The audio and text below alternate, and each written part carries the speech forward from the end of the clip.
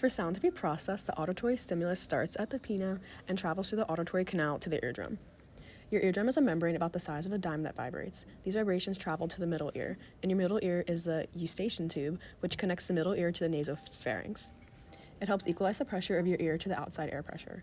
Also in the middle ear are three small bones called the stirrup, anvil, and hammer. These bones pick up the vibrations and amplify the sound. The vibrations will then travel to the inner ear. There are several pieces of the inner ear, including the semicircular canals that help regulate balance and the snail-shaped cochlea.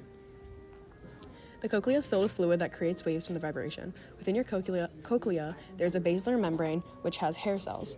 The hair cells pick up on the waves created and turns them into electrical signals. The ions travel from the top of the hair cells to come out the bottom where they meet the auditory nerve. Once the signal reaches the auditory nerve, it makes its way to the brain. It will first go to the thalamus, then to the temporal lobe, and then to the auditory cortex. Sometimes the process to hear sound doesn't work as planned and deafness occurs. Sensorineural hearing loss is caused by damage to the cochlea's receptor cells or the auditory nerves. A cochlear implant can restore hearing for this type of hearing loss. Conduction hearing loss is caused by damage to the stirrup, anvil, and/or hammer that conducts sound waves through the outer and middle ear to the cochlea. Hearing aids can help restore this type of hearing loss. Hearing aids go in the ear.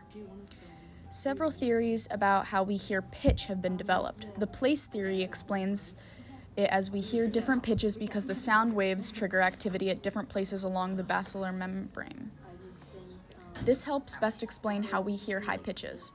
The frequency theory says that the brain reads pitch by monitoring the frequency of neural impulses traveling up the auditory nerve.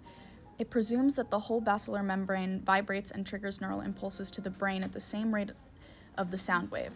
This helps best explain low pitches. Lastly, the volley principle explains pitch by suggesting that neural cells alternate firing. By firing rapidly, they can achieve combined frequency above 1,000 waves per second.